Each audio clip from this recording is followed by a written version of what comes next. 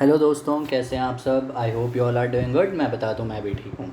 आज हम स्टार्ट करने जा रहे हैं एक नई सीरीज़ पेपर 4 की इकोनॉमिक लॉ। आप देखेंगे कि अगर आप पेपर 6D में हमारे कुछ चैप्टर्स हैं जो सेम पेपर 4 में भी हैं, that is prevention of money laundering act हो गया, फेमा हो गया, आईबीसी हो गया।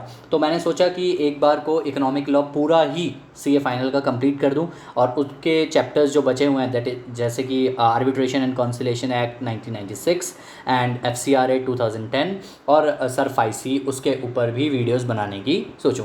सरफाइसी वैसे भी पेपर 6D में आ जाएगा मई 22 से, तो उसके बारे में वीडियो मैं बाद में बना दूंगा अलग से। बट अभी फ़िलहाल मैंने सोचा आर्बिट्रेशन एंड कॉन्सिलेशन एक्ट और एफसीआरए के ऊपर वीडियो बना लूँ जिनके ऊपर कोई अमेंडमेंट्स नहीं रहती हैं।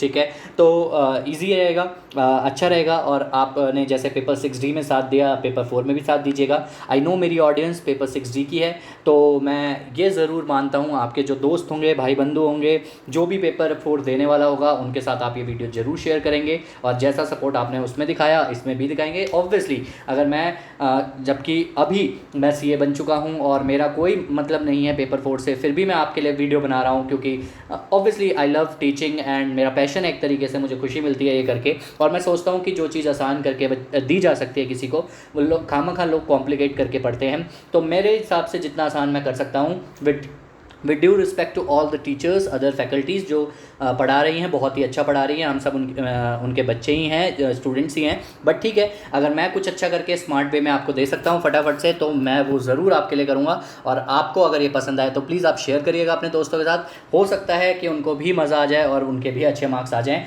ये topic arbitration and conciliation minimum 4 marks का पूछा ही जाता है। मेरे अटेम्प्ट में भी आया था नवंबर 20 में, और उससे पहले भी आता रहा है। कभी कभी अच्छे क्वेश्चंस भी इससे पूछ लिए जाते हैं। तो हम विदाउट वेस्टिंग एनी टाइम आगे बढ़ते हैं। मैं हमेशा की तरह, जैसा कि आपने ऑलरेडी पेपर 6D की वीडियोस मेरी देखी होंगी, नहीं देखी हैं तो रिव्यूज़ सुने होंगे अपने दोस्तों से जिन्होंने भी आपके साथ ये वीडियो शेयर की है।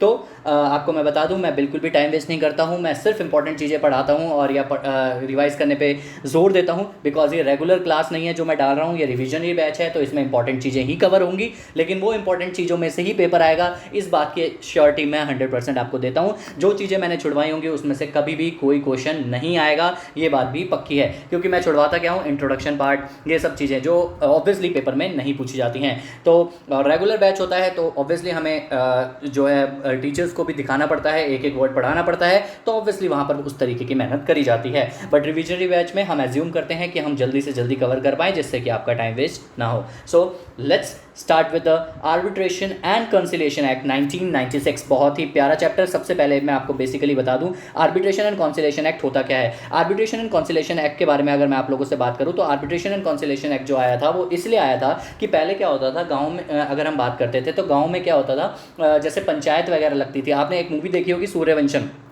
ठीक है। अब बोलो यार सर, आप भी सूर्यवंशम, आप भी सेट मैक्स की तरफ से हो क्या? नहीं नहीं, मैं सेट मैक्स की तरफ से नहीं हूँ। बट मैं आपको ये बता सकता हूँ कि जो हमारा सूर्यवंशम मूवी है, उसमें आप देखोगे जो हमारा ठाकुर वाकुर वट एवर ही इज़, जो भी हमारा उनका नाम है,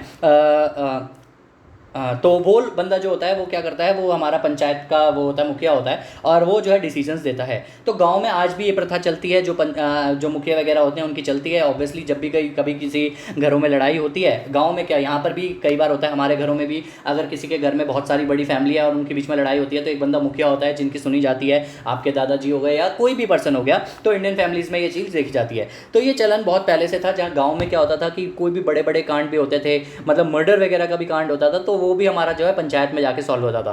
तो गवर्नमेंट ने देखा यार ये तो बहुत प्रॉब्लम वाली बात है, अब इसको कुछ किसी तरीके से सॉल्व किया जाए।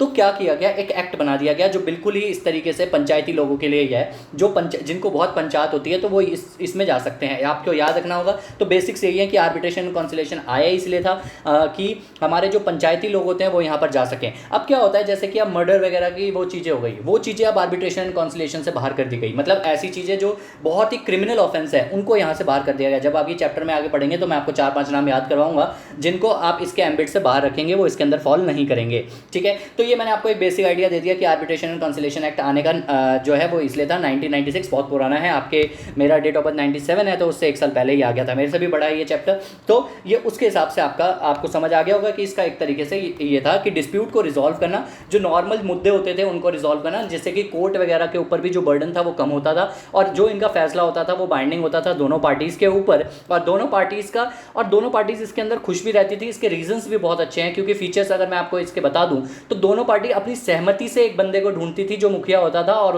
उसकी बात हम मानते थे। फॉर एग्जाम्पल, अगर मैं और मेरा भाई है तो मेरे पापा जो बात बोलेंगे वो दोनों हम मानेंगे, अगर हम दोनों को ये लगता है कि मेरे पापा अनबायस्ड हैं। तो यही चीज़ यहाँ पर भी डाली गई। तो ये मैंने आपको एक बेसिक आइडिया दे दिया कि ये चैप्टर इस तरीके से बात करता है, आपको समझ आ ही गया होगा।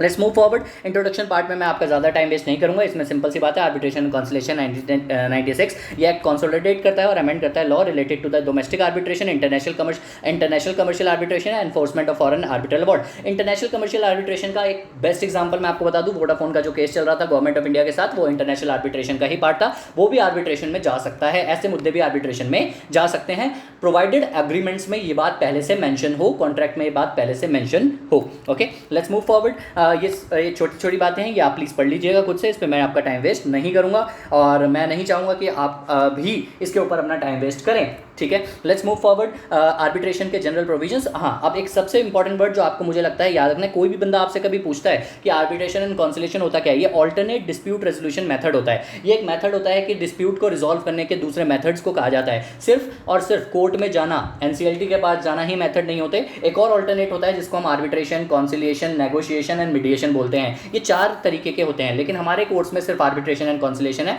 नेगोशिएशन और मीडिएशन की सिर्फ एक डेफिनेशन या डिफरेंस कह लो, वो आईसीए ने डाला हुआ है, बट उतना डीपली इसके अंदर जाने की पढ़ने की जरूरत नहीं है। उसके बारे में भी जब आगे प्रोविजन आएंगे तो मैं आपको बता दूंगा, बट आर्बिट्रेशन एंड कंसिलिएशन हमारे एक्ट में है, उसके बारे में हम जरूर पढ़ेंगे। उसमें भी मेजर पार्ट अगर मैं आपको बताऊं तो आर्बिट्रेशन हमारे कोर्स में है, कंसिलिएशन का सिर्फ एक पेज का है, ज़्यादा उसमें कवर नहीं है। तो एक बात याद रखना, ऑल्टरनेट डिस्प्यूट रेजोल्यूशन बोला जाता है इसको, एड्रेस करने के लिए जो हमारे कोर्ट बेस्ड सिस्टम्स की शॉर्टकमिंग्स को दूर करने के लिए, और सबसे बेस्ट मेथड जो होता है एडीआर का, जो मोस्ट यूटिलाइज मेथड होता है वो आर्बिट्रेशन होता है। आपने सुना भी होगा कि आर्बिट्रेशन चल रहा है, तो हम कंसिलिएशन वगैरह बहुत कम सुनते हैं, हम आर्बिट्रेशन वर्ड ही ज़्यादातर सुनते हैं, बट हमारे कोर्स में आर्बिट्रेशन कंसिलिएशन दोनों है, ठीक है। आगे बढ़ते हैं। ये प्रोविजो जो एक्सप्लेनेशन है, ये एक्ट हमारा जो है 19 is omitted by the Jammu and Kashmir organisation, वही अप्लाई करता है whole of India including Jammu and Kashmir. इसके बाद अगर मैं बात करूँ alternate method of dispute resolution, मैंने आपको बता ही दिया था, आर्बिट्रेशन है, कंसिलिएशन है, मीडिएशन है, नेगोशिएशन है, ठीक है। ये 4 मेथड है जिसको फॉलो किया जाता है और जिसके बेसिस पे काम आगे बढ़ाया जाता है, ठीक है। अगर मैं आपको एक वर्ड में बता दूं कि इसका मतलब क्या होता है, आर्बिट्रेशन का मतलब होता है कि कौन सही है कौन गलत है, ये एक आदमी, मुखिया जो होता है वो बताता है और उसको फॉलो किया जाता है। कॉन्सिलिएशन का मतलब ये होता है कि यहाँ पर डिसीजन मेकिंग नहीं करी जाती है, बस पार्टीज़ को समझाया जाता है कि आप दोनों आपस में मिलकर ही डिसीजन ले लो। मतलब आर्बिट्रेशन में डिसीजन मुखिया लेके दे देता है कि जो हमारा मेन बंदा होगा, पंचायत का हेड होगा, वो हमारा जो मुखिया होगा वो हमारा डिसीजन लेके दे देगा और वो डिसीजन बाइंडिंग होगा। लेकिन कॉन्सिलिएशन में क्या होता है, डिसीजन मेकिंग नहीं करी जाती मुखिया के द्वारा, मुखिया हम दोनों को समझाता है कि तुम दोनों आपस में बैठ के यार कुछ सोच लो यार, क्यों परेशान हो रहे हो और क्यों एक दूसरे की फैमिली को परेशान कर रहे हो, ठीक है। ये नॉर्मल डिफरेंस हो जाता है। अगर मैं मीडिएशन की बात करूं तो मीडिएशन का मतलब होता है जो हमारे मीडिएटर्स होते हैं, जो हमारे वेल विशर होते हैं। अगर आप देखोगे किसी गर्लफ्रेंड बॉयफ्रेंड की लड़ाई होती है तो आपका जो दोस्त होगा या फिर जो लड़की की तरफ की सहेली होगी वो आपको समझाएगी, या आपका दोस्त उस लड़की को समझाएगा कि इसने जहर खा लिया है, प्लीज़ मान जा नहीं तो वो मर जाएगा, ये वो, मतलब जो भी वेल विशर आपके होते हैं, तो उस टाइप से आप देख सकते हो। इसके अलावा नेगोशिएशन के बारे में अगर मैं बात करूं तो नेगोशिएशन मतलब जब आप दोनों आपस में मिलकर ही आपस में बात कर लेते हो, दोनों दोस्त बैठ के कि यार छोड़ना क्या हो गया भाई, ये तो अपना आगे बढ़ते हैं जीवन में, कोई दिक्कत वाली बात नहीं है, तू भी मौज ले मैं भी मौज लेता हूं। तो ये सारी चीज़ें हमारी, ये 4 मैंने आपको एक बेसिक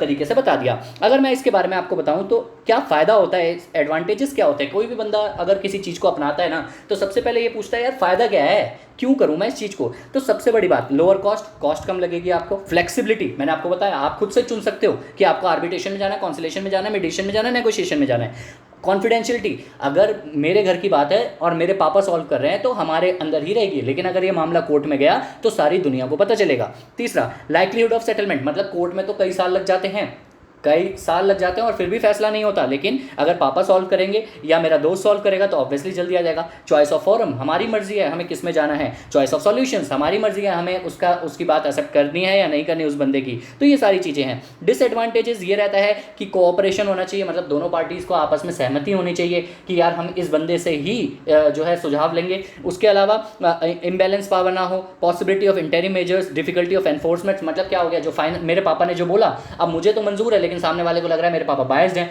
तो यहाँ पर प्रॉब्लम हो सकता है। तो ये थोड़ी कुछ प्रॉब्लम्स इसके अंदर रहती हैं। I hope you are getting what I am saying. Okay, आगे बढ़ते हैं।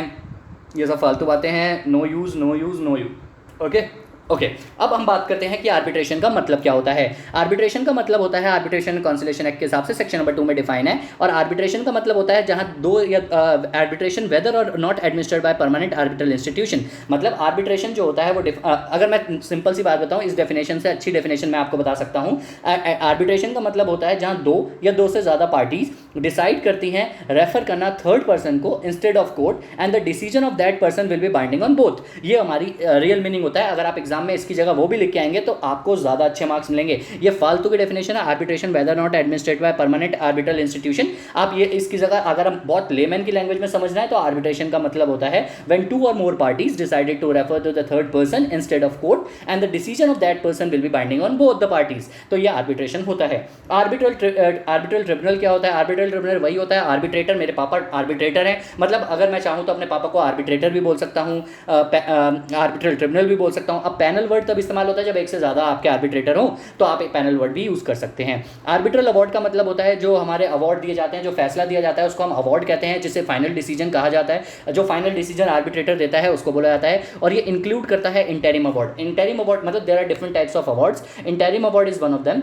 इंटरिम अवार्ड का मतलब होता है जहां पर अभी आपका मुद्दा पूरा का पूरा खत्म नहीं हुआ लेकिन बीच में फैसला सुना दिया गया, मतलब आपके फादर साहब ने ये बोला कि चलो ठीक है अभी आपकी ये जो हमारा प्रॉब्लम है इसको अभी घर बनने में 1 साल लगेगा, तो तुम दोनों एक काम करो, अलग अलग घर ले लो किराए पे। तो ये अभी आपके पापा ने एक इंटरिम अवार्ड दे दिया है। आई होप मैं आपको समझा पा रहा हूँ, ठीक है। इसके बाद आता है international commercial arbitration. International commercial arbitration कुछ नहीं होता, ये वही होता है जहाँ पर आर्बिट्रेशन ऑफ डिस्प्यूट जो होता है लीगल रिलेशनशिप की वजह से होता है, जहाँ पर एक पार्टी इंडिया में होती है दूसरी पार्टी इंडिया के बाहर की होती है, तो इंटरनेशनल कमर्शियल आर्बिट्रेशन का नाम हम यूज़ करते हैं। पार्टी का मतलब वो होता है जो आर्बिट्रेशन एग्रीमेंट की पार्टीज होती हैं। इसमें मेरे को लगता है आपको कुछ ज़्यादा समझने की जरूरत है, ठीक है। इसके बाद अब हमारे पास कुछ चीज़ें आती हैं जिसमें ये बोला जाता है कि प्रोसेस क्या होता है आर्बिट्रेशन का। इसके बारे में हम डिटेल में अच्छे से पढ़ेंगे, कोई टेंशन वाली बात नहीं है। सिर्फ यही होता है कि हम दोनों पार्टीज आपस में मिलकर एक बंदे को चुनती हैं, अगर एक आदमी को चुनती हैं जो बनता है। लेकिन अगर ये दोनों पार्टीज, मैं आपको बता देता हूँ हिंदी में कि फॉर एग्जाम्पल एक मिस्टर ए हैं और एक मिस्टर बी हैं, ठीक है। Mister A and mister B ने क्या करा, पार्टीज़ को चुना।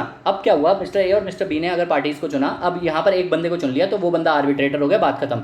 लेकिन मिस्टर ए ने किसी और को चुना, मिस्टर बी ने किसी और को चुना, तो फिर प्रॉब्लम हो जाएगी। तो ये लोग क्या करते हैं, एक बंदे को इनमें ये लोग क्या करते हैं, ऐसा डिसाइड करते हैं, हम किसी एक बंदे को बोलेंगे कि वो चुने हमारे लिए, मतलब थर्ड पर्सन अब हमारे यहाँ पे किसी एक बंदे को फाइनल कर रहा है, क्योंकि हम दोनों के बीच में आपस में सहमति नहीं बन पा रही है। इसके बारे में आगे चलेंगे तो बहुत अच्छे से बात करेंगे, फिलहाल मैंने आपको बता दिया। अब बात आती है एक important question, basic feature 4 marks का पेपर में पूछा जा सकता है। ये आपको याद करना पड़ेगा, रटना पड़ेगा, इसके नाम हेडिंग आपको रटनी पड़ेगी। बेसिक फीचर्स ऑफ आर्बिट्रेशन में सबसे पहला पॉइंट जो हमारे पास आता है वो आता है arbitration agreement. There must be an arbitration agreement. अगर आर्बिट्रेशन एग्रीमेंट नहीं हुआ तो कभी भी आप आर्बिट्रेशन में नहीं जा सकते। There are 2 types of arbitration agreement, इसके बारे में मैं आगे आपको बताऊंगा, लेकिन फिलहाल आपको इतना ध्यान रखना है कि हमारा आर्बिट्रेशन एग्रीमेंट होना चाहिए। अच्छा, फीचर्स का मतलब क्या होता है? फीचर्स का मतलब होता है कि आर्बिट्रेशन करने से हमें क्या मिलेगा, what you get is known as features. और एक वर्ड होता है करेक्टरिस्टिक्स। करेक्टरिस्टिक्स का मतलब होता है वट यू वांट। मतलब अगर मैं कुछ मोबाइल लेने जाता हूँ, फॉर एग्जांपल मैं मोबाइल लेने गया हूँ और मैंने बोला भैया मुझे ये चाहिए, अगर मैं खुद से बता रहा हूँ कि मुझे ये चाहिए, इतना कैमरा होना चाहिए, इतनी स्पीड होनी चाहिए फॉर एग्जाम्पल, तो ये करेक्टरिस्टिक्स है जो मुझे मोबाइल में चाहिए। अब मोबाइल जो मैं देख रहा हूँ उसके अंदर क्या क्या चीज़ें हैं, वो क्या प्रोवाइड कर रहा है मुझे, वो फीचर्स होता है। इसीलिए ये बता रहा है कि आर्बिट्रेशन हमें क्या क्या प्रोवाइड करता है, क्या क्या चीजें होती हैं। तो फीचर्स क्या क्या होते हैं आर्बिट्रेशन के, वो मैं आपको बता रहा हूं। सबसे पहला आर्बिट्रेशन एग्रीमेंट होना चाहिए। मुझे लगता है इसमें आपको मुझे बताने की जरूरत है। आर्बिट्रेशन एग्रीमेंट का मतलब होता है एक एग्रीमेंट जहां दोनों पार्टीज करती हैं। एग्रीमेंट का मतलब आप कॉन्ट्रैक्ट भी बोल सकते हो कि पहले से कॉन्ट्रैक्ट होना चाहिए, और contract obviously enforceable by law होना चाहिए। आप इंडिया 115 पढ़ते हैं तो उसका सबसे बेसिक क्राइटेरिया ही होता है कि दो पार्टीज के बीच में कॉन्ट्रैक्ट होना चाहिए। मैंने क्यों इंडिया 115 जोड़ा मुझे नहीं पता, क्योंकि वो कॉन्ट्रैक्ट था इसलिए मैंने जोड़ दिया, लेकिन मैं आपको बता दूं आर्बिट्रेशन एग्रीमेंट मतलब कॉन्ट्रैक्ट होना चाहिए दोनों पार्टीज का, जिसके अंदर सहमति होनी होनी चाहिए, दोनों पार्टीज़ की कंसेंट होनी चाहिए, ठीक है। अगर कोई कंसेंट नहीं है, अगर पार्टीज़ की कंसेंट नहीं है तो फिर वो आर्बिट्रेशन अग्रीमेंट नहीं वैलिड माना जाएगा, फिर आप आर्बिट्रेशन में नहीं जा सकते, ठीक है। सेकंड जो हमारा पॉइंट होता है वो होता है आर्बिट्रेटर। आर्बिट्रेटर का अगर मैं एक वर्ड में आपको बता दूं तो आर्बिट्रेटर जो होता है वो जज होता है आर्बिट्रेशन का, जो आखिरी फैसला सुनाता है। फॉर हमारे एग्जाम्पल में हमारे फादर साहब हो गए, ठीक है। वो हमारे जो आर्बिट्रेटर होता है उसका काम होता है कि वो न्यूट्रल रहे, इम्पार्शियल रहे और किसी भी पार्टी का फेवर ना करे, ठीक है। ये बेसिक चीज़ें हो गई। इतना ही जितना मैं बोल रहा हूँ ना हिंदी में, सिर्फ इतना ही ध्यान रखना है, हेडिंग ध्यान रखनी है, और जो मैं हिंदी में बोल रहा हूँ उतना ध्यान रखना हूँ। इतना याद करना पॉसिबल भी नहीं है, आप बेसिक चीज़ें याद रखोगे पेपर में ईजिली लिख पाओगे।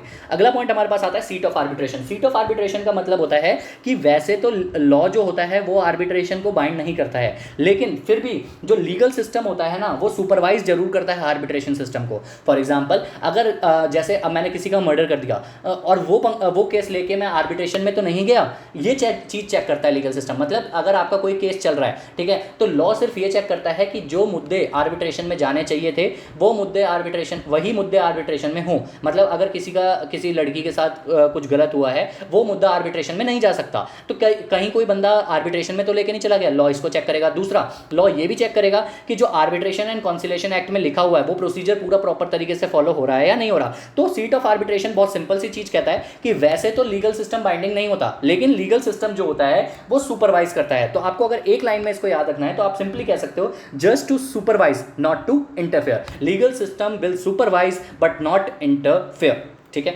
इसके बाद डी पॉइंट आता है पार्टी ऑटोनॉमी एंड प्रोसीजर्स। 36 बार मैंने आपको बता दिया, सेल्फ गवर्निंग है, अपनी मर्जी से आप पार्टी चूज कर सकते हो, आपके पास राइट है कि आप किसी भी पार्टी को चूज कर सकते हो। क्या प्रोसीजर आपको फॉलो करना है वो आप चूज कर सकते हो, किसको चूज करना है वो आप चूज कर सकते हो, कोई दिक्कत वाली बात नहीं है इसमें। इसके बाद फाइनलिटी ऑफ आउटकम, जो भी फैसला आर्बिट्रेटर के द्वारा दिया जाएगा वो फाइनल होगा। जो फैसला आर्बिट्रेटर ने दिया वो फुल एंड फाइनल होगा और जैसा भी हो आपको मानना पड़ेगा। इसके बाद confidentiality, what ever happens in arbitration remains private, ठीक है। जो भी आर्बिट्रेशन में होगा वो प्राइवेट रहेगा, किसी और को नहीं पता चलेगा। ये इसके फीचर्स हैं। आर्बिट्रल अवार्ड मैंने ऑलरेडी आपको बता दिया था, ये डिसीजन होता है जो आर्बिट्रेटर देता है, it is like a judgement, ठीक है। इसके बाद लास्ट आता है एनफोर्समेंट ऑफ आर्बिट्रल अवार्ड।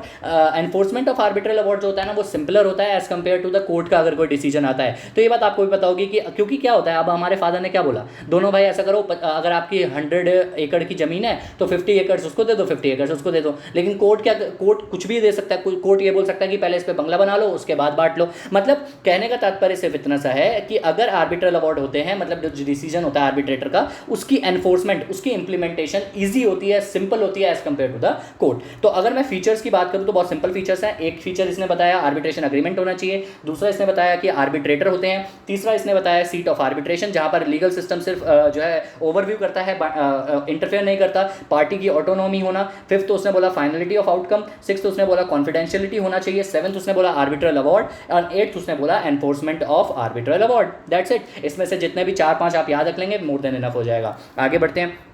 अगला पॉइंट हमारे पास आता है कि लिटिगेशन और आर्बिट्रेशन में क्या डिफरेंस होता है। बहुत सिंपल होता है, फटाफट से खत्म करता हूँ, फालतू की बात है। लिटिगेशन कोर्ट में होता है, आर्बिट्रेशन दोनों पार्टी जहाँ चूज करती है वहाँ होता है। यहाँ पर जज होता है, यहाँ पर आर्बिट्रेटर होता है। यहाँ पर जो प्रोसीजर फॉलो किया जाता है वो फिक्स्ड होता है, डिटरमाइन होता है, लेकिन यहाँ पर फ्लेक्सिबिलिटी होती है, आर्बिट्रेशन में फ्लेक्सिबिलिटी होती है। उसके अलावा जो प्रोसीजर और रूल्स फॉलो करे जाते हैं वो कोर्ट के हिसाब से होते हैं, ठीक है, पर्टिकुलर कोर्ट पे, और यहाँ इंस्टीट्यूशन के हिसाब से अपनी मर्जी से भी लिया जा सकता है। ये जनरल पब्लिक के लिए ओपन होता है, ये कॉन्फिडेंशियल होता है। उसके अलावा यहाँ पर बहुत सारी अपील्स हो सकते हैं कोर्ट में, और यहाँ पर अपील जो है बहुत लिमिटेड ग्राउंड्स पे हो सकते हैं, उसके ग्राउंड्स के बारे में भी आगे बात करेंगे, लेकिन बहुत मुश्किल होता है अपील करना, और यहाँ पर अगर अपील होती भी है तो बहुत लिमिटेड ग्राउंड्स पे ही होती है, ठीक है। उसके अलावा यहाँ पर डिफिकल्टी टू एनफोर्समेंट ऑलरेडी मैं आपको बता चुका हूँ, जबकि हमारा आर्बिट्रेशन का एनफोर्समेंट करना बहुत ही ईजी होता है। That's it. यहाँ पर हमारा एक पार्ट खत्म होता है। आगे बढ़ते हैं। कौन कौन सी अथॉरिटीज़ होती हैं जो इस एक्ट में काम करती हैं। एक तो जुडिशियल अथॉरिटी होती है, कोर्ट होता है, और सुप्रीम कोर्ट और हाई कोर्ट भी होता है जिनके पास हम अपील्स वगैरह में जाते हैं, ठीक है। अब यहाँ पर जुडिशियल अथॉरिटी क्या होती है आपको मैं बता दूं, ये एक बार 4 नंबर का पूछ लिया गया था कि डिफाइन करो जुडिशियल अथॉरिटी। 4 मार्क्स का आईसीए ने क्वेश्चन पूछ लिया था कि जुडिशियल अथॉरिटी को डिफाइन करो। और सबसे बड़ी बात मैं आपको बता दूं, the term judicial authority is not defined in the act. अब बताओ, बच्चों ने तो अपने हिसाब से लिख दिया होगा, लेकिन ये टर्म डिफाइन ही नहीं है। इसीलिए मैंने बोला था कि जो इंपॉर्टेंट चीज़ें होंगी वो मैं आपको बताऊंगा, जो नहीं होंगी वो छोड़ते जाएंगे। जुडिशियल अथॉरिटी डिफाइन ही नहीं है एक्ट में, लेकिन यहाँ पर एक केस है जिसके बारे में बोला गया है कि कोर्ट से मिलता जुलता मीनिंग आप लिख सकते हो, it works like a court. ठीक है, तो आप लास्ट में ये वर्ड जरूर लिखना, every court would be judicial authority, लेकिन सारी जुडिशियल अथॉरिटी जो है कोर्ट नहीं होगी। और आपको सबसे इंपॉर्टेंट वर्ड ये लिखना है, द टर्म जुडिशियल अथॉरिटी जो है वो एक्ट में डिफाइन नहीं है। तो ये बात, कुछ बातें होती हैं जो आपको ध्यान रखनी पड़ती हैं कि हमारे हिसाब से कि आपको फॉलो करनी पड़ी। ठीक है, तो ये आपको मैंने आपको बता दिया। आगे बढ़ते हैं, अगला पॉइंट हमारे पास जो आता है वो कोर्ट की डेफिनेशन आती है। आप ये खुद से पढ़ लीजिएगा, ये इतना इंपॉर्टेंट नहीं है कि कोर्ट का मतलब क्या होता है। इसके अंदर अथॉरिटीज़ कौन सी होती हैं, एक इंटरनेशनल कमर्शियल आर्बिट्रेशन होता है, मतलब जहाँ पर बाहर की पार्टीज़ के साथ होता है तो हाई कोर्ट जो होता है वो देखता है। अगर अदर नॉर्मल डोमेस्टिक आर्बिट्रेशन है तो डिस्ट्रिक्ट कोर्ट और हाई कोर्ट दोनों देखता है, लेकिन अगर इंटरनेशनल है तो सिर्फ और सिर्फ हाई कोर्ट ही देखेगा। ठीक है, आगे बढ़ते हैं। इसके बाद सुप्रीम कोर्ट और सुप्रीम कोर्ट वगैरह की डेफिनेशन वगैरह है वो आप देख लीजिएगा। अब हमारे पास अगला टॉपिक जो आता है वो आता है आर्बिट्रेशन अग्रीमेंट क्या होता है। आर्बिट्रेशन अग्रीमेंट के बारे में बात करना, इसकी डेफिनेशन और इसके बारे में। तो आर्बिट्रेशन अग्रीमेंट की डेफिनेशन बहुत सिंपल सी है। प्राइवेट मेथड है जहाँ पर डिस्प्यूट को रिजोल्व किया जाता है। ये प्राइवेट वर्ड जरूर पेपर में यूज़ कर लेना, 4 चांद लग जाएंगे आपके आंसर पे। प्राइवेट मेथड है जहाँ पर डिस्प्यूट को रिजोल्व किया जाता है, बहुत सिंपल सी बात है। ठीक है, आर्बिट्रेशन जो होता है वो हमारा नहीं हो सकता जब तक पार्टीज आपस में कंसेंट ना दे। दोनों पार्टीज की जब तक कंसेंट नहीं होगी तब तक वो अग्रीमेंट को पूरा नहीं माना जाएगा। ठीक है, आर्बिट्रेशन अग्रीमेंट जो होता है वो सबसे नेसेसरी होता है, तभी आर्बिट्रेशन स्टार्ट होता है। बेसिक फीचर्स के बारे में भी हमने ऑलरेडी पढ़ लिया था।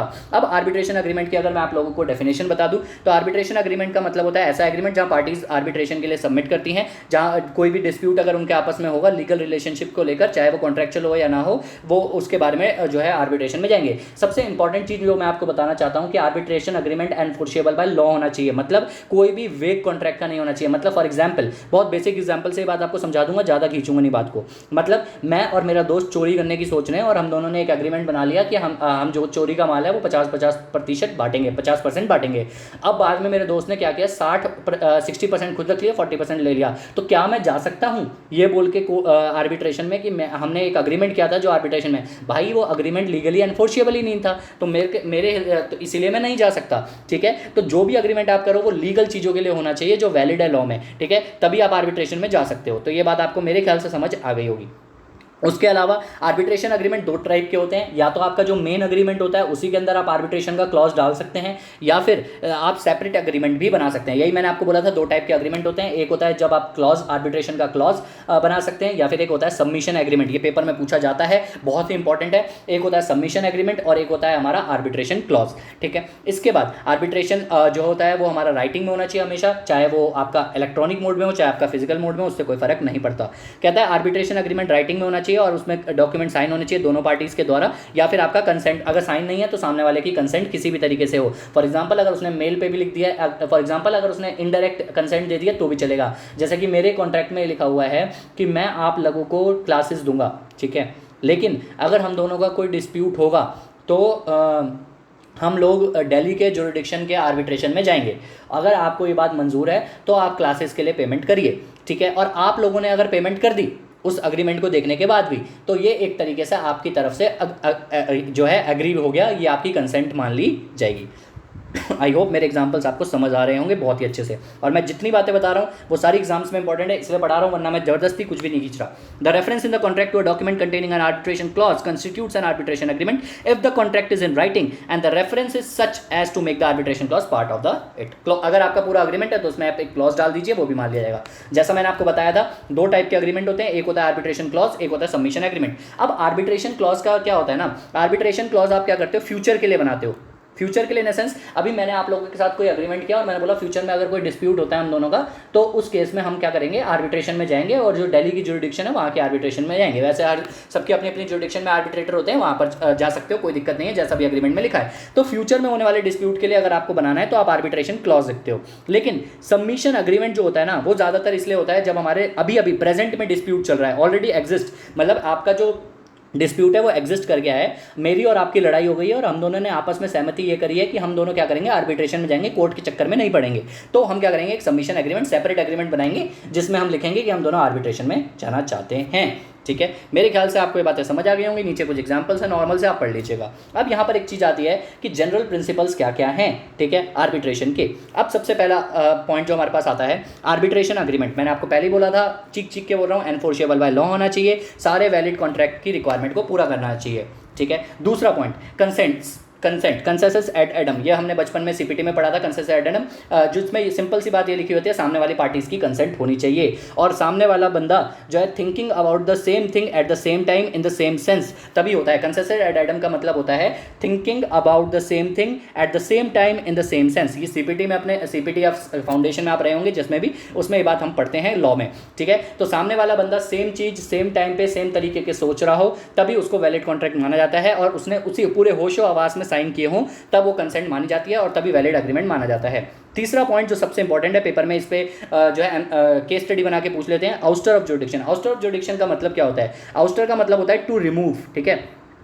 तो आउस्टर ऑफ जुरिडिक्शन में बहुत सिंपल सी चीज होती है जो आपको ध्यान रखना है। आउस्टर ऑफ जुरिडिक्शन का मतलब होता है अगर एक बार मैंने डिसाइड कर लिया कि मैं आर्बिट्रेशन में ही जाऊंगा आपके साथ, तो उसके बाद अपन लोग कोर्ट में नहीं जा सकते। फॉर एग्जांपल, मैंने और आपने एक एग्रीमेंट कर लिया जिसमें ये लिखा हुआ है कि हम दोनों, हमारे बीच में अगर डिस्प्यूट होता है तो हम आर्बिट्रेशन में जाएंगे। कल को अगर मैं कोर्ट में चला जाता हूं तो आप ये एग्रीमेंट लेके कोर्ट में दिखा सकते हो कि भाई इसने तो बोला था मैं आर्बिट्रेशन में जाऊंगा, तो अब ये कोर्ट में क्यों आ रहा है? तो फिर उस केस में आपको कोर्ट क्या करेगा, वो केस एक्सेप्ट करने से मना कर देगा और हमें बोलेगा कि आप लोग आर्बिट्रेशन में जाइए, ठीक है। अगला पॉइंट हमारे पास आता है डॉक्ट्राइन ऑफ सेपरेबिलिटी। डॉक्ट्राइन ऑफ सेपरेबिलिटी का मतलब ये होता है कि डॉक्ट्राइन का मतलब होता है प्रिंसिपल, ठीक है, जिसका नाम होता है प्रिंसिपल ऑफ सेपरेबिलिटी। प्रिंसिपल का मतलब होता है कि आर्बिट्रेशन का एक क्लॉज था पर माना जाएगा आर्बिट्रेशन का सेपरेट एग्रीमेंट। फॉर एग्जांपल, क्या होता है कि मेन एग्रीमेंट जो होता है वो मेरा किसी भी तरीके से खत्म हो गया। मैंने आपसे बोला था कि मैं आप लोगों को जो है 10 kg ऑफ शुगर्स भेजूंगा, 10 kg ऑफ शुगर भेजूंगा, बट और अगर इनकेस नहीं भेज पाया तो ये एग्रीमेंट जो होगा इनवैलिड हो जाएगा, ठीक है। अब क्या हुआ, मैं आपको 10 किलो जो है चीनी, मतलब 10 kg ऑफ शुगर नहीं भेज पाया,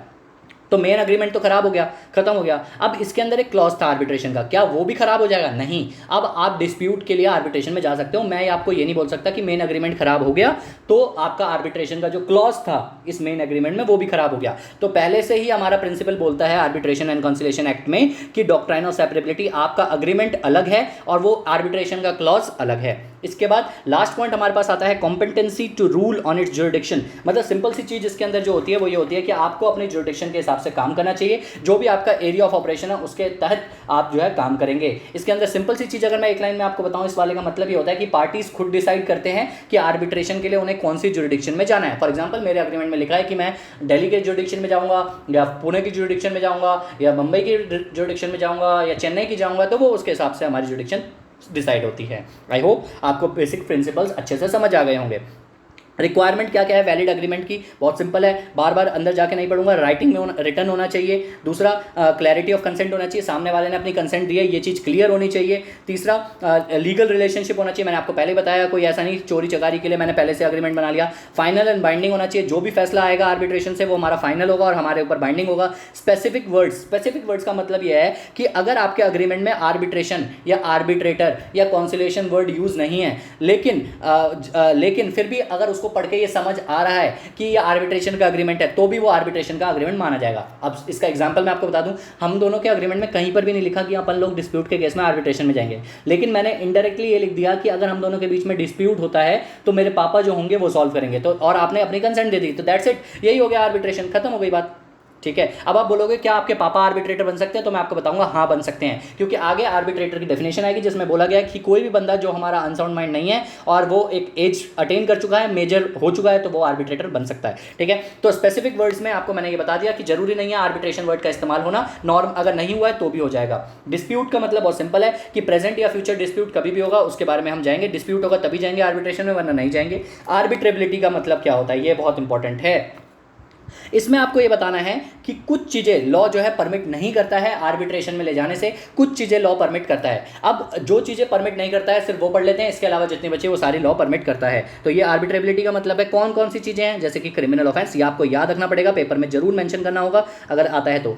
और क्रिमिनल ऑफेंस के लिए नहीं जा सकते, मैट्रिमोनियल डिस्प्यूट्स मतलब शादी डाइवोर्स वगैरह का पंगा, गार्जियनशिप का मैटर, टेस्टिमनी मैटर्स, मॉर्गेज का सूट ऑफ प्रॉपर्टी एक्सेट्रा, ये हमारा आर्बिट्रेट नहीं हो सकता। ये एग्जांपल्स हैं जो आईसीए ने खुद दिए हैं, तो प्लीज इसको अच्छे से जरूर पढ़िएगा, ठीक है। आगे बढ़ते हैं। उसके अलावा लास्ट हमारा यह है सिग्नेचर होना चाहिए। सिग्नेचर नहीं है तो उसका जो है हमारा सामने से अगर रिप्लाई वगैरह आ रखा है या कुछ ऐसी हरकत कर रखी है जिसे इनडायरेक्टली कंसेंट माना जा सकता है, तो उससे भी काम चल जाएगा। यही है अगला टॉपिक जिसको मैंने बोला आर्बिट्रेशन एग्रीमेंट थ्रू रेफरेंस। मतलब अगर ये क्वेश्चन बार बार पूछा जाता है, जो मैंने एग्जांपल आपको ऑलरेडी दे दिया था, ठीक है। इसमें बहुत सिंपल सी चीज़ है कि मेरा अग्रीमेंट किसी दूसरे अग्रीमेंट में अगर आपने रेफरेंस दे रखा है तो भी आपका काम हो जाएगा। मतलब कहने का तात्पर्य सिंपल सी बात बात यह है कि मैंने क्या बोला इस पार्ट में, इसका मतलब ये देखो मैं बता देता हूँ। मैंने ABC लिमिटेड ने गौरव के साथ एक अग्रीमेंट किया और गौरव ने उस अग्रीमेंट में ये लिखा है कि जैसा अग्रीमेंट मेरा PQR लिमिटेड के साथ है सेम क्लॉजेस ABC के साथ भी मायने रखेंगे जब अगर इन केस अगर गौरव का ABC के साथ डिस्प्यूट हो गया। और जब आप PQR लिमिटेड के कॉन्ट्रैक्ट को पढ़ोगे तो उसमें मैंने लिखा हुआ है कि अगर मेरा PQR लिमिटेड के साथ गौरव का अगर किसी भी तरीके का डिस्प्यूट होता है तो वो आर्बिट्रेशन में जाएगा। तो ये कहने का मतलब यहाँ पर ये है कि अगर आपने किसी ऐसे कॉन्ट्रैक्ट का रेफरेंस दे दिया है जहाँ पर आर्बिट्रेशन क्लॉज के बारे में लिखा हुआ था, भले ही आपके अग्रीमेंट में आर्बिट्रेशन क्लॉज का नहीं लिखा, तब भी ऐसा मान लिया जाएगा कि आप आर्बिट्रेशन क्लॉज में जाना चाहते हैं।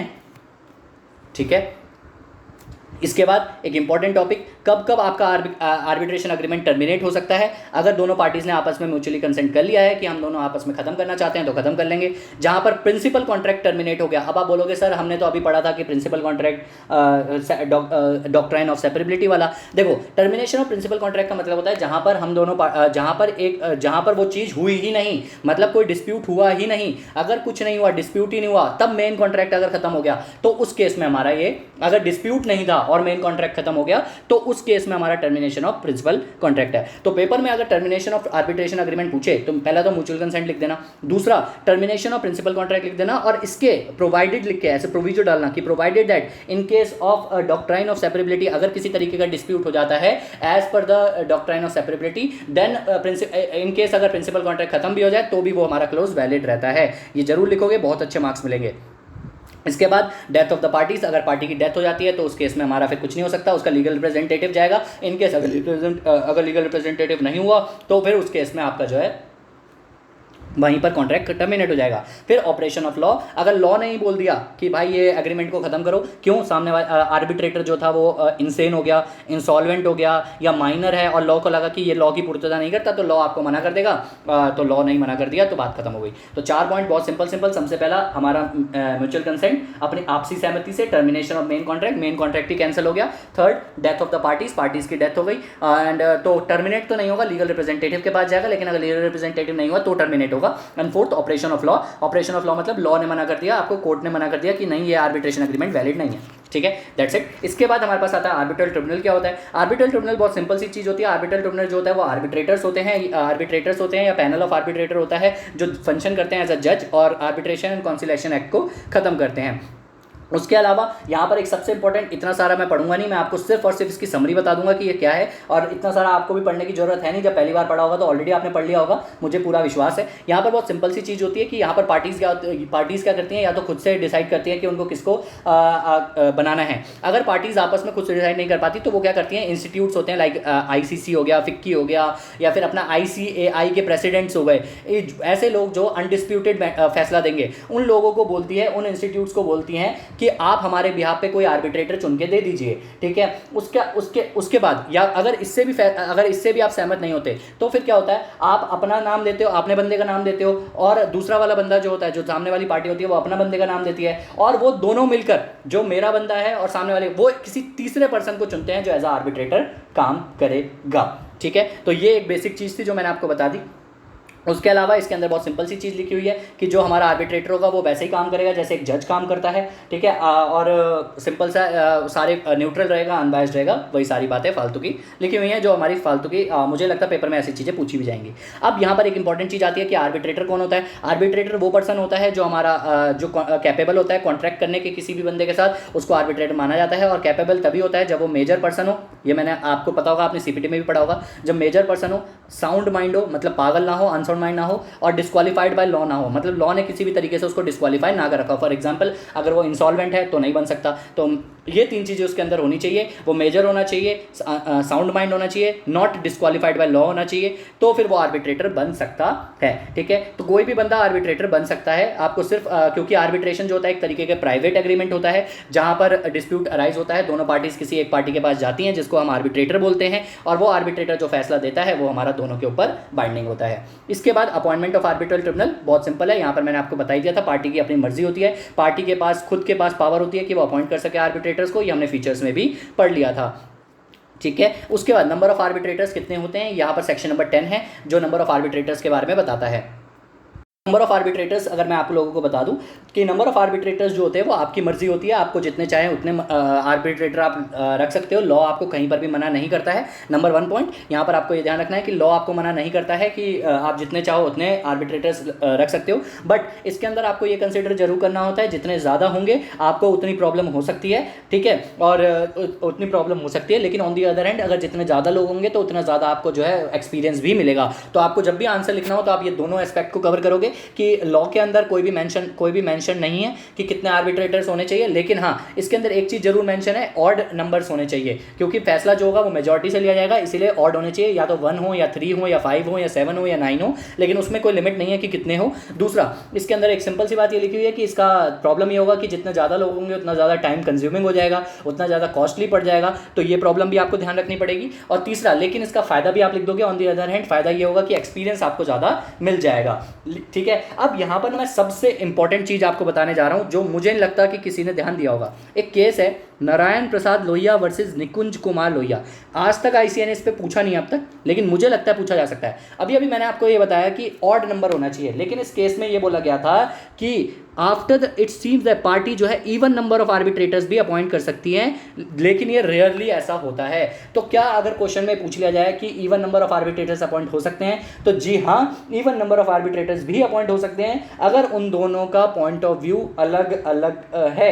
मतलब कैसा क्या कहता है, देखो, Narayan Prasad Lohia versus the Supreme Court held that even number of arbitrators is acceptably possible among the that many reason put forward. The court observed that it was possible that दोनों आर्बिट्रेटर जो है हो सकता है कि वो डिसएग्री ना करें और दोनों सेम बात पे मान जाएं। तो अगर दोनों पार्टीज सेम बात पे मान रही हैं, दोनों उस पे मान रहे हैं, तो उस केस में इवन नंबर होना भी गलत बात नहीं है, ठीक है। ऑड नंबर, वैसे ऑड नंबर रहना ही फायदेमंद होता है, जनरली ऑड नंबर ही रखा जाता है क्योंकि डिसीजन जो है मेजॉरिटी से आए, लेकिन कोर्ट ने ऐसा बोला कि हो सकता है दोनों पार्टीज एक ही बात पे सहमत करें, तो इवन नंबर रखने में भी क्या बुराई है। इसीलिए जो है यहाँ पर सिंपल सी चीज़ बोली गई है कि इवन नंबर भी रखा जा सकता है, लेकिन ऐसा रेयरली होता है। और ये बात ध्यान रखना, आईसीए कभी भी ऐसा पूछ सकता है केस लॉ बना के, तो आपको ये केस लॉ याद रखना है, Narayan Prasad Lohia versus Nikunj Kumar Lohia. That's it. आगे बढ़ते हैं। प्रोसीजर फॉर अपॉइंटमेंट अगर मैं आप लोगों को बताऊं तो इसमें ऑलरेडी हमने बहुत बार डिस्कशन कर रखा है। दोनों पार्टीज एक साथ मिलकर डिसाइड करेंगी, या फिर दोनों पार्टी अपने अपने हिसाब से एक एक पार्टी बता देंगी और उनमें से एक बंदा चुन लेगा, या फिर किसी अनरिलेटेड पर्सन या इंस्टीट्यूशन को बोल देंगे, दैट इज आईसीए के प्रेसिडेंट, फिक्की के प्रेसिडेंट, वो लोग मिलकर किसी एक बंदे को अपॉइंट कर देंगे, ठीक है। सिंपल सी चीज़ है और कुछ इसके अंदर नहीं है, बाकी सारे एग्जांपल्स हैं जो सेम बातें बोली रखी हैं। आगे बढ़ते हैं, देखते हैं क्या क्या है। हाँ, रिक्वायरमेंट्स, इंपॉर्टेंट चीज़। रिक्वायरमेंट्स क्या होती हैं आर्बिट्रेटर की? सबसे पहला, उसका नेशनैलिटी से कोई फ़र्क नहीं पड़ता, किसी भी नेशनैलिटी का हो सकता है, क्योंकि आपको पता ही होगा कि हमारे इंटरनेशनल आर्बिट्रेशन के भी प्रॉब्लम्स होते हैं, तो अगर हम नेशनैलिटी डाल देंगे तो प्रॉब्लम हो जाएगा, इसीलिए नेशनैलिटी नहीं डाला हुआ है, ठीक है। इसके अलावा दूसरा, कैपेबल ऑफ कॉन्ट्रैक्टिंग होना चाहिए, मतलब कॉन्ट्रैक्ट करने के लायक होना चाहिए, साउंड माइंड होना चाहिए, डिस्क्वालीफाइड बाय लॉ नहीं होना चाहिए, मेजर होना चाहिए। बायसनेस, इसके अंदर ये बोला गया कि बायस नहीं होना चाहिए, कोई भी हो फर्क नहीं पड़ता, लेकिन न्यूट्रल होना चाहिए वो बंदा, ठीक है। इसके बाद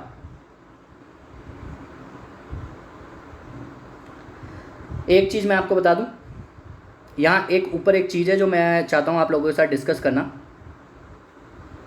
प्रोसीजर ऑफ अपॉइंटमेंट में, हाँ ये वाला सिनेरियो नंबर 2, यहाँ पर एक चीज़ बोली गई है कि अगर यहाँ पर हिंदी में आपको बता देता हूँ, अगर लड़ाई होने के बाद, मतलब दोनों पार्टीज़ का कन्फ्लिक्ट होने के बाद आप कुछ नहीं कर रहे हो, तो अगर फॉरेन से कॉन्ट्रैक्ट है तो international commercial arbitration for supreme court जो है वो किसी बंदे को अपॉइंट करके आपको दे देगा, और लेकिन अगर डोमेस्टिक कॉन्ट्रैक्ट है तो हाई कोर्ट जो है वो करके देगा। मतलब कहने का तात्पर्य यह है कि इन केस अगर आपसे कोई आर्बिट्रेटर नहीं चुना जा रहा है तो उस केस में कोर्ट सामने से आके भी बोल सकता है कि रुक मैं दे देता हूँ आर्बिट्रेटर तेरे को, मतलब किसी भी मेथड से आपका आर्बिट्रेटर नहीं चुना जा रहा है, तो आपसे नहीं हो पा रहा है, तो या इंस्टीट्यूट से भी नहीं हो पा रहा है, तो उस केस में क्या होता है, अगर इंटरनेशनल कन्फ्लिक्ट है तो international commercial arbitration for supreme court जो है वो दे देगा आपको एक बंदा लाके। अगर डोमेस्टिक कॉन्फ्लिक्ट है तो उस केस में हाई कोर्ट जो है वो दे देगा आपको लाके। तो ये बात छोटी सी थी, मैंने आपको एक बार बता दी, कहीं मिस ना हो जाए। लैक ऑफ बायसनेस, ये सारी हमने फीचर्स बता दिए कि क्या क्या फीचर्स या रिक्वायरमेंट होनी चाहिए आर्बिट्रेटर में, तो यही हो रखा है। अनबायस्ड होना चाहिए, इंडिपेंडेंट होना चाहिए, ठीक है, इंडिपेंडेंट होना चाहिए और अनबायस्ड होना चाहिए, और उसके अलावा हमारा इम्पार्शियल होना चाहिए, दैट्स इट, और कुछ नहीं होना चाहिए। बाकी सारे एग्जांपल्स हैं कि कब कब उसे पार्शियल माना जा सकता है, कब कब उसे बायस्ड माना जा सकता है। अच्छा, एक चीज़ मैं आपको यहाँ पर ज़रूर बता दूँ, जो हमारा जनरल प्रिजम्पशन होती है, इन केस अगर मैंने जो है मेरा फ्रेंड है एक पुनीत, उसके साथ अगर मेरा कोई अग्रीमेंट होता है और हम दोनों ने ऑलरेडी डिसाइड किया हुआ है कि मेरे फादर ही फैसला लेंगे, मतलब गौरव के फादर फैसला लेंगे, ठीक है, तो बाद में पुनीत, अगर स्टार्टिंग में पुनीत ने कंसेंट दे दी थी, तो बाद में पुनीत ये नहीं बोल सकता कि गौरव के फादर बायस थे, क्योंकि पुनीत को पहले से पता है कि वो मेरे फादर हैं। तो अगर उसको प्रॉब्लम थी तो वो अग्रीमेंट साइन करने से पहले ही बात बोल सकता था। एक बार अग्रीमेंट साइन कर दिया, उसके बाद ये बोलेगा तो ऐसा ना चल बे, ठीक है। ये अग्रीमेंट, ये जनरली बात बोली गई है, ठीक है। बाकी अगर आपको पिक्चर क्लियर करनी है तो आप सिचुएशंस पढ़ सकते हो, कोई दिक्कत नहीं है इसमें। ये इंडिपेंडेंट डिपेंडेंट के बारे में बताया, मैंने आपको मोटी मोटी बातें बता दी है। ये एक बार क्वेश्चन पूछ लिया गया था, कुछ इंस्टेंसेस बताओ जहां पर आपको ऐसा लगता है कि बायसनेस हो सकती है। तो ये एग्जांपल एज इट इज़ आपको ध्यान रखने होंगे, क्योंकि एक बार आईसीए ने पूछ लिया था कि कुछ इंस्टेंसेस बताइए जहां पर आपको लगता है बायसनेस हो सकती है। अगर वो बंदा एम्प्लॉय या कंसल्टेंट था हमारा कभी, ठीक है, या फिर लॉयर रहा है कभी, या लीगल एडवाइस देता था हमें, ठीक है, या फिर हमारा क्लोज फैमिली मेंबर रहा है, या फिर आर्बिट्रेटर, कभी पहले आर्बिट्रेटर रह चुका है, या उसका किसी भी तरीके का फाइनेंशियल इंटरेस्ट है, या फिर उसका किसी भी तरीके से प्रीवियस इन्वॉल्वमेंट रहा है हमारे साथ। तो ये कुछ एग्जांपल्स थे जहाँ पर हो सकता है कि आप बायसनेस आपको महसूस हो, ठीक है। ड्यूटीज़ एंड लाइबिलिटीज़ क्या क्या हो सकती हैं आर्बिट्रेटर की? तो सबसे पहली ड्यूटी यही होती है कि जो भी प्रोसीडिंग्स हो वो विदाउट डिले हो, टाइमली होना चाहिए, रिजॉल्व करे डिस्प्यूट को जल्दी जल्दी, क्योंकि इसीलिए तो आर्बिट्रेशन में आता है आदमी। उसके अलावा इम्पार्शियल रहे, दोनों पार्टीज़ को इक्वली माने, दोनों पार्टीज़ को बराबर माने। इसके अलावा जो भी चीज़ें हों वो कॉन्फिडेंशियल हो, उसके अलावा कॉन्फिडेंशियल रहे। अगला पॉइंट डेलिब्रेशन। डेलिब्रेशन का मतलब ये होता है, बहुत सिंपल होता है। डेलिब्रेशन का मतलब होता है थिंकिंग मतलब जो भी फैसला दे वो सोच समझ के दे, ऐसे ही हवा में कोई भी फैसला ना दे दे, ठीक है, सोच समझ के दे, क्योंकि अपने आपको एक तरीके से जज ही समझे अपने आप को, ठीक है। उसके अलावा यूनिलेटरल कम्युनिकेशन हो, मतलब अवॉइड करे यूनिलेटरल कम्युनिकेशन एक पार्टी से, मतलब दोनों पार्टी के साथ कम्युनिकेशन करे, ऐसा ना हो सिर्फ एक ही पार्टी की सुने जा रहा है, दूसरी पार्टी की सुनी नहीं रहा, ठीक है। एंश्योर करे जो भी डॉक्यूमेंट्स एक पार्टी से मिलते हैं दूसरी पार्टी को भी उसके बारे में बताया जाए कि इस पार्टी ने ये डॉक्यूमेंट जमा करे हैं, दूसरी पार्टी ने ये डॉक्यूमेंट जमा करे, मतलब दोनों को एक दूसरे के बारे में इंफॉर्मेशन देता रहे। और एंश्योर करे कि जो भी आर्बिट्रल अवार्ड वो दे वो सारे लॉ के रिक्वायरमेंट्स को पूरा कर रही हो, ठीक है। इसके बाद अगला वही दैट ही और इन ऑल टाइम, और लास्ट पॉइंट इसमें ये बोला गया है कि खुद जो है जो भी आर्बिट्रेटर है वो लॉ की पूरी कदर करे, उसकी इज्जत करे और उसके हिसाब से फैसले दे। अगला पॉइंट जो हमारे पास आता है वो कहता है कि कब कब आप आर्बिट्रेटर को हटा सकते हो, टर्मिनेट कर सकते हो, रिमूव कर सकते हो या सब्स्टिट्यूट कर सकते हो। सबसे पहला, या तो आर्बिट्रेटर खुद से वॉलंटरीली छोड़ के चला जाए, ठीक है। अगला पॉइंट, जब आर्बिट्रेटर को आपस में दोनों पार्टीज ने मिलकर उसको रिमूव कर दिया हो। तीसरा पॉइंट, जब ऑपरेशन ऑफ लॉ, मतलब लॉ ने बोल दिया कि आर्बिट्रेटर कंटिन्यू नहीं कर सकता। नंबर 1, अब आर्बिट्रेटर बीमार पड़ गया या कुछ हो गया उसे, मतलब किसी भी कारणवश अगर वो कंटिन्यू नहीं कर पा रहा तो फिर उसको मना कर देंगे, या फिर वो इंसॉल्वेंट हो गया या वो अनसाउंड माइंड हो गया तो वो हट जाएगा, या फिर आर्बिट्रेशन प्रोसीडिंग्स खत्म हो गई तो ऑब्वियसली फिर हट जाएगा। इसके अंदर बहुत सिंपल सी चीज़ होती है जो मुझे लगता है आपको पता होनी चाहिए। 12 महीने के अंदर 12 मंथ्स के अंदर अगर फैसला नहीं आता है ना, तो फिर हमारा जो है एक तरीके से आर्बिट्रेशन प्रोसीडिंग्स को खत्म कर दिया जाता है, ठीक है। तो इसमें यही बोला गया, the mandate of the arbitrator ends, जब हमारा प्रोसेस जो होता है उसका कंक्लूड हो जाता है। द प्रोसेस जो है वो एंड हो सकता है मल्टीपल वेज में, जिसमें से एक वेज ये होता है कि 12 महीने हो चुके हैं और अब तक इसने एक बार भी कोई फैसला नहीं दिया, ना ही इंटरिम अवार्ड दिया है, ना ही फाइनल अवार्ड दिया है, कुछ भी फैसला नहीं दिया है, तो फिर उसके बाद भी आर्बिट्रेटर को हटाया जा सकता है। इसके बाद अगला पॉइंट हमारे पास आता है, या तो कोर्ट भी उसको हटा सकता है। तो कब हट सकता है? एक तो वॉलंटरी बेसिस पे हट सकता है, दूसरा हमारा ऑपरेशन ऑफ लॉ के बेसिस पे हट सकता है। ऑपरेशन ऑफ लॉ में 2 चीज़ें होती हैं, या तो अनेबल टू कंटिन्यू, और दूसरा 12 मंथ के अंदर आर्बिट्रेशन का फैसला ना देना कुछ भी। थर्ड पॉइंट, जब हमारे कोर्ट ने हटा दिया। एंड द फोर्थ पॉइंट, जब पार्टीज़ ने आपस में मिलजुल कर ही फैसला ले लिया कि इस आर्बिट्रेटर को हटा देते हैं, ठीक है। इसके बाद अगला पॉइंट जो हमारे पास आता है वो ये आता है कि अगर कल को हम जो भी आर्बिट्रल अवार्ड दिया जाता है तो वो किसके पास जो है आप चैलेंज करने जा सकते हो। जो भी हमारे लिमिटेड ग्राउंड्स होते हैं, वो ग्राउंड्स मैं आपको बताऊंगा क्या होते हैं। कि वैसे तो देखो, आर्बिट्रेशन का जो फैसला आता है ना, वो बहुत ही लिमिटेड ग्राउंड्स पे ही अपील किया जा सकता है। लेकिन अगर करा भी जाएगा तो किसके पास जाओगे? तो सबसे पहले आपको आर्बिट्रल ट्रिब्यूनल के पास ही जाना है, मतलब जिसने फैसला दिया है सबसे पहले अपील करने के लिए उसके पास ही जाओ।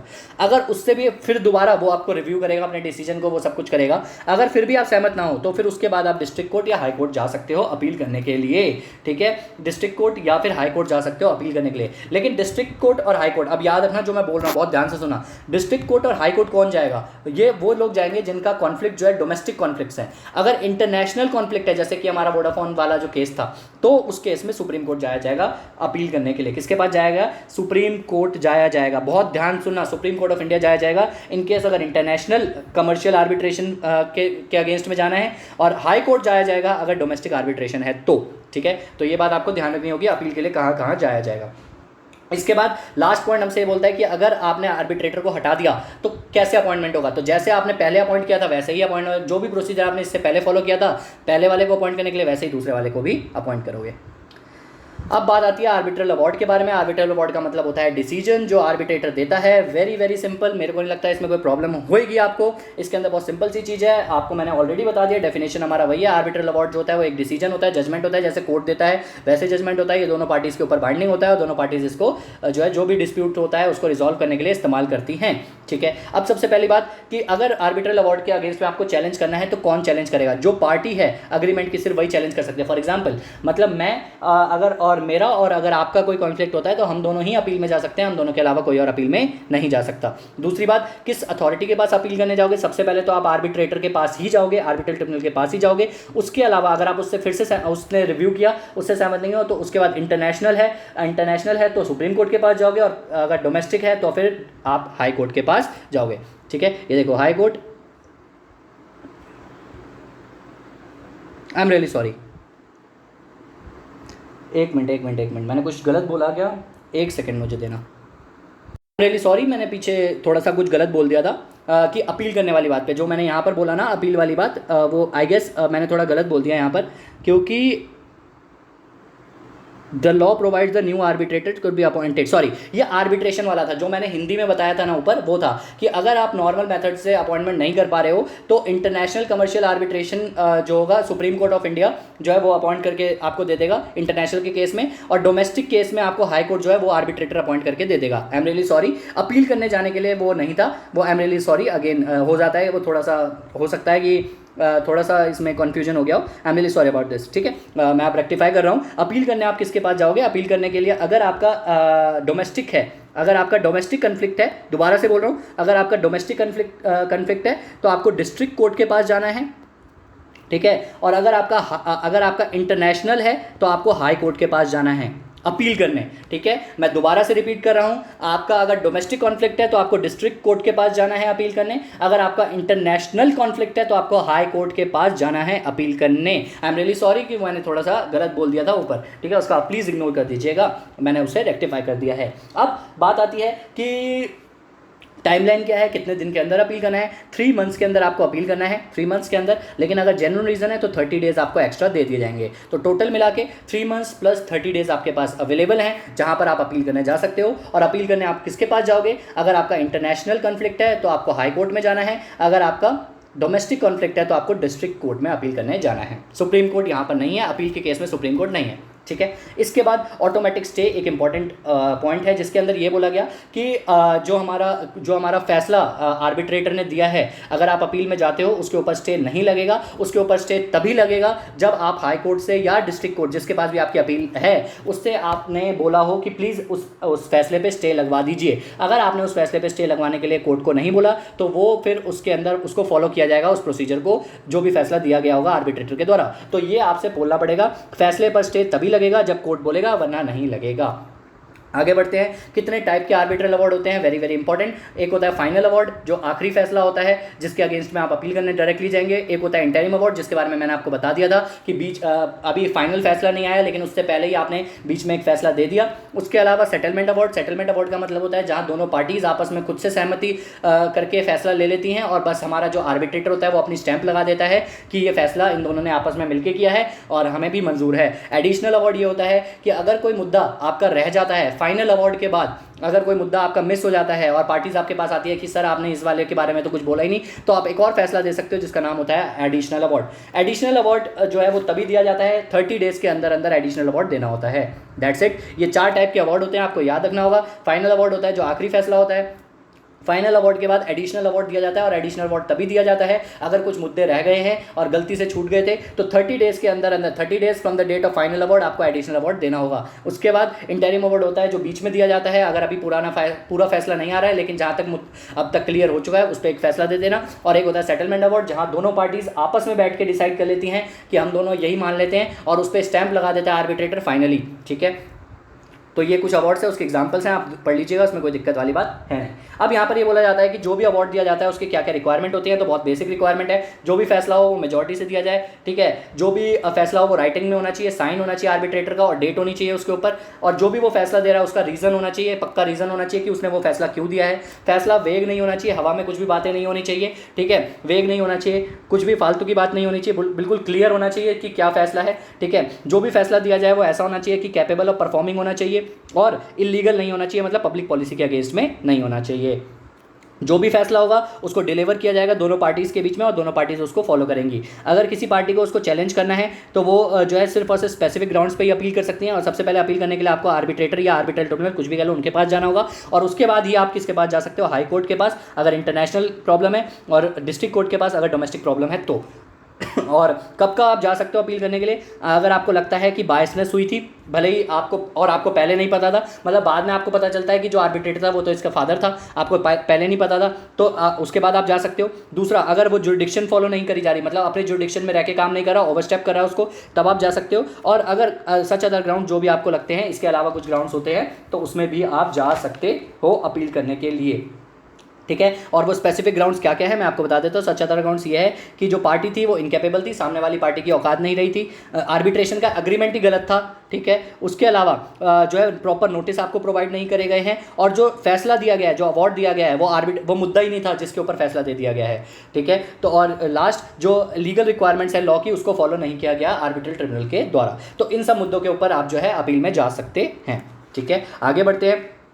इसके बाद कॉन्सिक्वेंसेस क्या होंगे चैलेंज के, अगर आपने कोई चैलेंज किया है कोर्ट में, मतलब आर्बिट्रेशन पे, तो या तो सेट असाइड कर दिया जाएगा, जो भी उसका फैसला होगा उसको खत्म कर दिया जाएगा, कंफर्म कर दिया जाएगा कि नहीं उसका बिल्कुल ठीक है, मॉडिफाई कर दिया जाएगा, या रेमिट बैक कर दिया जाएगा। रेमिट बैक का मतलब होता है आर्बिट्रेटर को फिर से बोला जाएगा कि बेटा एक बार रिव्यू कर, कोर्ट बोलेगा रिव्यू कर अपने डिसीजन को फिर से। ठीक है, तो यहाँ पर हमारा जो है जो भी फैसला होगा लास्ट में उसको एनफोर्स किया जाएगा।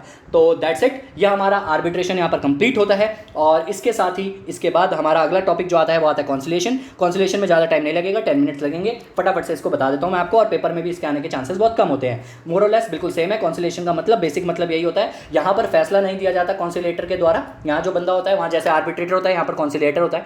यहाँ पर भी कॉन्सिलेटर जो होता है दोनों पार्टीज अपनी सहमति से चुनती हैं। कॉन्सिलेटर यहाँ पर फैसला नहीं देता, वो सिर्फ समझाता है दोनों पार्टीज को कि आप दोनों आपस में सहमति कर लो, और जो भी आप सहमति करोगे वो हम एग्रीमेंट में लिख के कॉन्सिलेटर साइन कर देगा। इट इज मोर और लाइक सेटलमेंट एग्रीमेंट जो हमने ऊपर पढ़ा ना आर्बिट्रेशन में, उसी की तरह होता है, लेकिन यहाँ पर वहाँ आर्बिट्रेटर होता है, यहाँ कॉन्सिलेटर होता है। अब कॉन्सिलेटर के केस में एक सबसे इंपॉर्टेंट चीज जो होती है वो ये होती है कि विन विन सिचुएशन होता है, दोनों पार्टीज की यहाँ पर जीत होती है। कोई भी पार्टी, क्योंकि आपस में सहमति करके करते हैं, दोनों पार्टीज को समझाया जाता है, ठीक है, तो आपस में सहमति होती है, तो दोनों के लिए विन विन सिचुएशन होती है। आप विन विन सिचुएशन वर्ड जरूर यूज करिएगा जब भी कॉन्सिलेशन का क्वेश्चन आए। अब मैं आपको बता दूं इसकी बेसिक चीज़ें क्या होती है। जो भी फैसला होता है वो डिसीजन जो होता है वो पार्टीज आपस में खुद लेती हैं। सेटलमेंट यहाँ पर सेटलमेंट होता है, यहाँ पर किसी भी तरीके का अवार्ड नहीं होता, मतलब किसी भी तरीके का डिसीजन नहीं होता है, ठीक है। दोनों पार्टीज जो है अपने एग्रीमेंट को साइन करती हैं, जो भी वो सेटल करा होता है उन्होंने। उसके बाद जो कॉन्सिलेटर होता है वो भी साइन करता है। सेटलमेंट जब भी होगा वो राइटिंग में होगा, ठीक है। और इवन नंबर ऑफ कॉन्सिलेटर्स भी अपॉइंट करे जा सकते हैं। यहाँ पर जरूरी नहीं है कि ऑड नंबर ही हो, यहाँ पर इवन नंबर भी हो सकता है। वैसे तो आर्बिट्रेशन में भी इवन नंबर हो सकता है, एक केस लॉ का नाम लेके आप कर सकते हो, बट यहाँ पर आप इवन नंबर कर सकते हो। जनरली भी इवन नंबर यहाँ पर हो सकता है, यहाँ दो बंदे भी हो सकते हैं, क्योंकि ऑब्वियसली यहाँ पर फैसला तो देना नहीं है, यहाँ पर तो समझाना ही है, तो इवन नंबर ऑफ कॉन्सिलेटर्स भी अपॉइंट करे जा सकते हैं। जब भी कॉन्सिलेशन का क्वेश्चन है तो आप जब बेसिक चीज़ें लिखते हैं तो ये 6 चीज़ें जरूर इनमें से कुछ उतार के जरूर आना, ठीक है। इसके बाद अगर मैं आगे बढ़ूँ तो डेफिनेशन क्या होता है कि कोई कॉन्सिलेशन की कोई डेफिनेशन नहीं है, कोई सिंगल डेफिनेशन नहीं है। आप ऑल्टरनेट डिस्प्यूट रेजोल्यूशन मेथड लिख सकते हैं पेपर में अगर पूछा जाए। इसके क्या क्या कैरेक्टरिस्टिक्स होते हैं, तो इसके कैरेक्टरिस्टिक्स यही होते हैं कि वॉलेंट्री होता है, पार्टी की सहमति से होगा, जो भी फैसला होगा इसके अंदर वॉलेंट्री बेसिस पे होगा। नॉन एडवर्सियल का मतलब ये होता है कि it is a proceeding in which parties in a dispute have the responsibility for finding and presenting the evidence. मतलब जो आर्बिट्रेशन होता है उसके अंदर क्या होता है, वहाँ पर पूरा फैसला दिया जाता है, सब कुछ जो होता है आर्बिट्रेटर के मत्थे होता है, ठीक है। लेकिन यहाँ पर क्या होता है, यहाँ पर कोर्ट बेस या आर्बिट्रेशन तो होता नहीं है, तो यहाँ पर पार्टीज को अगर खुद से जीतना है तो वही लोग क्या करते हैं, सबूत इकट्ठे करते हैं, एक दूसरे के सामने रखते हैं, कॉन्सिलेटर के सामने रखते हैं और फिर आपस में बातचीत करते हैं, कॉन्सिलेटर उनको समझाता है। तो यहाँ पर पार्टी की रिस्पॉन्सिबिलिटी होती है कि डिस्प्यूट के जितने भी एविडेंस हैं, फाइंडिंग्स हैं, वो सारे लेके आएँ और आपस में एक दूसरे को दिखाएं और फिर उसके बाद सहमति करें।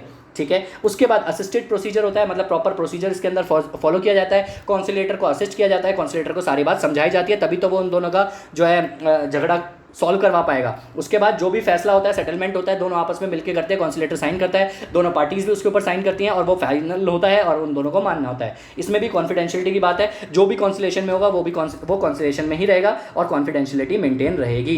तो ये आप याद रख लेना, कॉन्सिलेशन के जो फीचर्स है, confidentiality, settlement finality, assisted procedure, assist किया जाएगा कॉन्सिलेटर को, नॉन एडवर्सरियल मतलब पार्टीज की जिम्मेदारी है सारे डॉक्यूमेंटेशन, सारे एविडेंस कलेक्ट करना, और वॉलंटरी बेसिस पे आपका अपनी चॉइस होती है कि आपको कॉन्सिलेशन में जाना है और अपने हिसाब से आप कॉन्सिलेटर चुन सकते हो। ठीक है, इंडिया में कॉन्सिलेशन क्या होता है, कोई भी डिस्प्यूट अगर होता है जो लीगल रिलेशनशिप से होता है, लीगली वो होता है, कॉन्ट्रैक्ट होता है और उसमें हमने लिखा हुआ है कि कॉन्सिलेशन होने के बाद ही जाएंगे, तब आप कॉन्सिलेशन में जाते हो। नंबर ऑफ कॉन्सिलेशन आपके मैक्सिमम जो है वो 3 हो सकते हैं, 3 से ज़्यादा नहीं हो सकते, लेकिन यहाँ पर इवन नंबर भी हो सकता है, 2 भी हो सकते हैं, कोई दिक्कत नहीं है। तो ये बात आपको ध्यान रखनी है, एमसीक्यू में पूछा जा सकता है, मैक्सिमम 3 कॉन्सिलेटर होते हैं, उससे ज़्यादा नहीं हो सकते। नंबर ऑफ कॉन्सिलेटर्स आपके डिपेंड करते हैं, तो मतलब 1 से लेकर 3 तक कॉन्सिलेटर्स हो सकते हैं, ये बात आपको ध्यान रखनी है। अपॉइंटमेंट ऑफ कॉन्सिलेटर्स, पार्टीज जो होती हैं वो खुद से जो है अपॉइंट करती हैं, या तो पार्टीज अपॉइंट करती हैं, अगर पार्टीज से नहीं हो पा रहा तो किसी इंस्टीट्यूशन से बोल देंगी, जैसे फिक्की हो गया या आईसीआई के प्रेसिडेंट हो गया, उनसे बोल देंगी। ठीक है, तो वो लोग अपॉइंट कर देंगे। जो भी कॉन्सिलेटर अपॉइंट किया जाएगा वो हमारा न्यूट्रल होगा, वो बायस नहीं होना चाहिए। ठीक है, उसके बाद प्रोसीजर यही है कॉन्सिलेशन का, वो जो भी कॉन्सिलेटर आएगा वो डॉक्यूमेंट्स मांगेगा, एविडेंस मांगेगा, एक पार्टी की बात सुनेगा, दूसरी पार्टी की बात सुनेगा, दोनों को आपस में समझाने की कोशिश करेगा और दोनों को असिस्ट करेगा कि सेटलमेंट किस तरीके से किया जाए। उसके अलावा इसके अंदर बोला गया बार ऑन जुडिशियल और आर्बिट्रल प्रोसीडिंग्स, इसमें बहुत सिंपल सी चीज़ बोली गई है, जिसमें बोला गया है कि अगर आपने अपने कॉन्ट्रैक्ट में कॉन्सिलेशन लिखा है तो आपको कॉन्सिलेशन में ही आना पड़ेगा, आप उसको चेंज करवा के आर्बिट्रेशन में या कोर्ट में नहीं जा सकते। लेकिन इसका एक यहाँ पर एक्सेप्शन है, इसको आप स्टार मार्क कर लीजिएगा, पेपर में ये 4 नंबर का 6 नंबर का पूछा गया है, बार ऑफ जुडिशियल। वैसे तो अगर आपने अग्रीमेंट में लिखा है कि हम कॉन्सिलेशन में जाएंगे, अगर हम दोनों में डिस्प्यूट होता है तो आप कॉन्सिलेशन में जाओगे, लेकिन इसका एक एक्सेप्शन है जिसमें ये वाला एग्जांपल फिट बैठता है और यहाँ से आपको पढ़ना है। इसमें लिखा है under section 77 of the arbitration conciliation act, even though approach to court is prohibited during the conciliation proceedings, as an exception a party could approach the court to protect its rights, orient decorators could approach the court for interim measures whereby till the conclusion of the conciliation proceedings it could request the court to direct Sanjay to continue the flowers at road rate. The court would have the power to exempt। मतलब कहने का तात्पर्य यह है, section 77 ने यह बोला कि अगर आपका कंसिलिएशन का मुद्दा है, वैसे तो अगर आपने कॉन्ट्रैक्ट में कंसिलिएशन लिखा है तो आप कंसिलिएशन में ही जाओगे, लेकिन सेक्शन 77 ने एक एक्सेप्शन डाली और जिसमें यह बोला गया कि under section 77 of the arbitration and conciliation act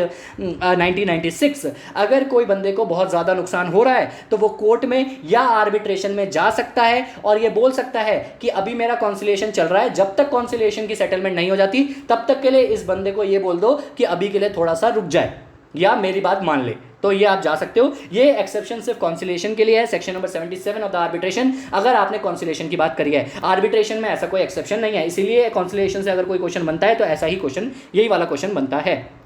ठीक है, उसके बाद एक डिफरेंस है कॉन्सिलिएशन और मीडिएशन का, आप पढ़ लीजिएगा, मेरे हिसाब से इंपॉर्टेंट नहीं है, आप एक रीड कर लीजिएगा, बहुत रीडिंग है, उसको याद करने की कोशिश मत करिएगा। ठीक है, लास्ट इसके बाद हमारे पास जो आता है वो ये आता है कि क्या जब भी हमारा सेटलमेंट एग्रीमेंट होता है कॉन्सिलिएशन में तो क्या क्या स्टेप्स होते हैं। तो सबसे पहला स्टेप होता है इनिशियल स्टेप्स। इनिशियल स्टेप्स में आपको 3 बातें याद रखनी है। नंबर 1, सेटलमेंट का देखेगा कॉन्सिलेटर, मतलब कॉन्सिलेटर देखेगा कि सेटलमेंट किस तरीके से हो जाएगा, दोनों पार्टी से भी सजेशन लेगा कि भाई तुम बताओ तुम्हें क्या क्या चाहिए, क्या से चाहिए, और फिर एक न्यूट्रल बेस पे निकलेगा, मतलब उस पार्टी को कुछ चाहिए होगा, दूसरी पार्टी को कुछ चाहिए होगा, तो एक बीच का रास्ता निकालेगा। तीसरा, अगर पॉसिबल है जैसा वो बोल रहे हैं तो फिर जो भी सेटलमेंट की बात होगी उसको एक अग्रीमेंट पे लिखेगा और दोनों पार्टीज को डॉक्यूमेंट भेजेगा। अब अग्रीमेंट जो बनेगा, इस अग्रीमेंट जब भी सेटलमेंट होगा तो ये अग्रीमेंट के थ्रू होगा, अग्रीमेंट पे लिखा जाएगा, दोनों पार्टीज के ऊपर साइन होंगे, कॉन्सिलेटर के भी साइन होंगे। उसके बाद जो भी हमारा उसमें डिसाइड किया गया होगा उसका एनफोर्समेंट किया जाएगा, मतलब जो भी सेटलमेंट अग्रीमेंट होगा उसको हमारा जो है एनफोर्स किया जाएगा, उसको फाइनल फैसला मान के जो है दोनों पार्टीज़ के ऊपर बाइंडिंग होगा और दोनों पार्टीज़ उसको फॉलो करेंगी। ठीक है, अब लास्ट हमारा आता है वही कॉन्फिडेंशियल, पता नहीं क्यों लिखा है इन्होंने अलग से, जो भी हमारा कॉन्सलेशन में होगा वो हमारा कॉन्फिडेंशियल ही रहेगा। That's it from my side. I hope आपको मजा आया होगा और बहुत ही अच्छे से हमने पूरा का पूरा चैप्टर करा। बहुत ही अच्छे से इस चैप्टर को बार बार सुनिए, जल्दी जल्दी हो सके उतनी बार सुनिए और आपका बहुत ही इजीली खत्म हो जाएगा। बाय, शब खैर, all the best, take care of yourself and your family. Thank you.